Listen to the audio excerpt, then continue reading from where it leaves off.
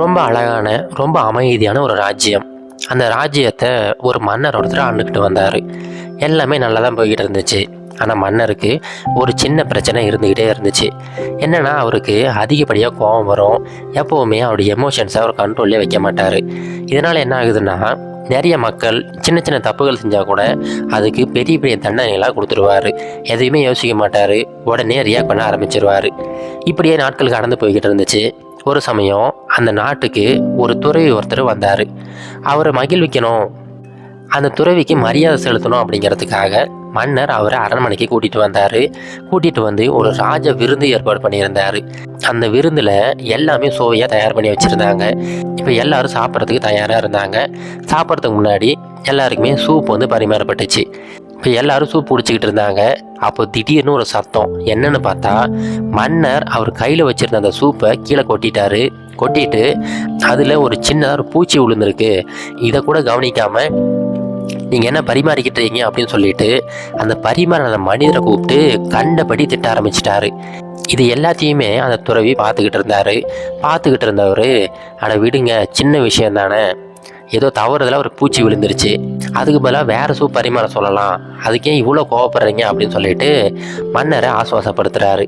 இப்போ மன்னர் சொல்கிறாரு, குருவே, இதுதான் என்னோடய பிரச்சனை. என்னால் இந்த கோவத்தை கண்ட்ரோலே பண்ண முடியலை. சின்ன சின்ன விஷயத்தை கூட அதிகப்படியாக கோவப்படுறேன். இது தவறு எனக்கு புரியுது. ஆனால் இதை என்னால் கண்ட்ரோலே பண்ண முடியலை.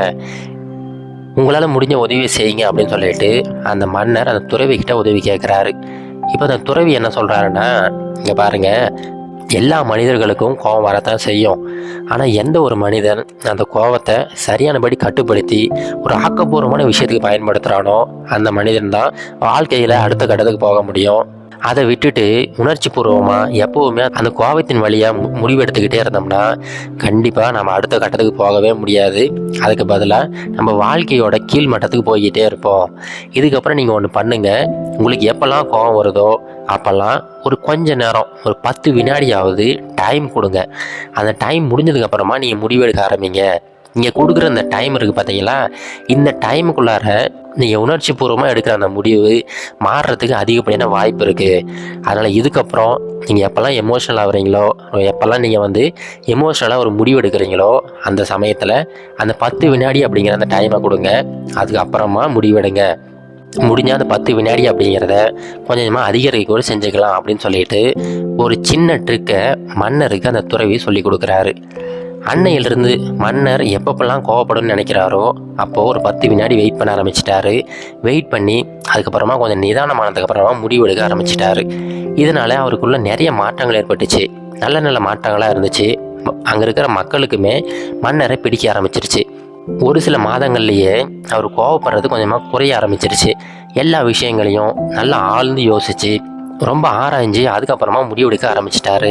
இதனால அந்த நாட்டில் இருக்கிற எல்லா மக்களும் ரொம்ப அமைதியாக வாழ ஆரம்பிச்சிட்டாங்க.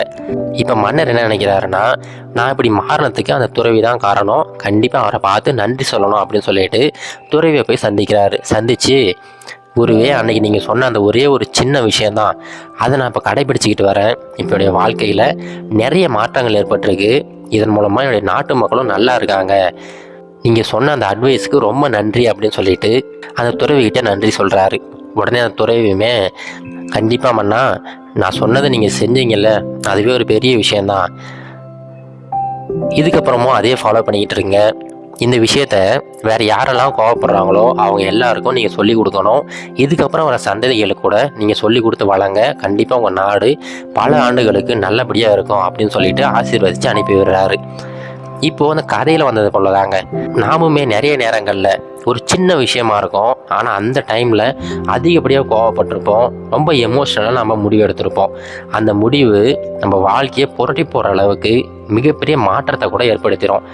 ஒரு சின்ன உதாரணம் என்னென்னு பார்த்தீங்கன்னா, நீங்கள் வண்டியில் போய்கிட்டு இருக்கும்போது ஏதாவது ஒரு சின்ன தகராறு ஆகுதுன்னு வச்சிங்களேன், 2 பேரும் மன்னிச்சிருங்க, ஏதோ தெரியாமல் நடந்துருச்சு அப்போ சொல்லிட்டு விலகினாங்கன்னா யாருக்கும் எந்த பிரச்சனையுமே வராதுங்க. ஆளால் அவங்க வேலையை பார்த்துட்டு போயிடலாம்.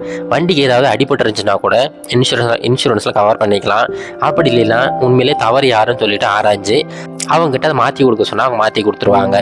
ஆனால் எப்போ நம்ம அதிகப்படியாக கோவப்பட்டு அதிகப்படியாக பேச ஆரம்பிக்கிறோமோ அந்த சண்டை சின்னதாக ஒரு கீறல் ஆரம்பித்து பெரிய கை கலப்பு, அதுக்கப்புறம் போலீஸ் ஸ்டேஷன், கோர்ட்டு கேஸ் அப்படின்னு சொல்லிட்டு நம்முடைய பல வருஷ வாழ்க்கையை அதில் நம்ம இழக்க வேண்டி வரும். அதனால் இதுக்கப்புறம் நீங்கள் எப்போவாவது இந்த மாதிரி ஏதாவது சூழ்நிலையில் மாட்டினீங்கன்னா முதல் வேலையாக அந்த சூழ்நிலையிலேருந்து வெளியில் வந்துடுங்க. முடிஞ்ச வரைக்கும் அமைதியாக இருக்க பாருங்கள்.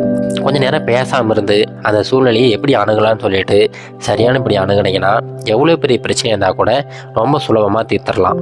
அதனால் இதுக்கப்புறம் நீங்கள் எப்போல்லாம் கோவப்படுறீங்களோ அப்போல்லாம் கொஞ்சம் டைம் கொடுங்க. டைம் கொடுத்து அந்த சூழ்நிலையை ஆராய்ஞ்சு அதுக்கப்புறம் முடிவெடுங்க. இப்படி முடிவெடுத்தீங்கன்னா யாருக்கும் எந்த பிரச்சனையும் இல்லாமல் ரொம்ப அமைதியான ஒரு சமூகத்தை உருவாக்கலாம். இது கரேஜ் டு ஆக்ட் மோட்டிவேஷன் கதைகள்.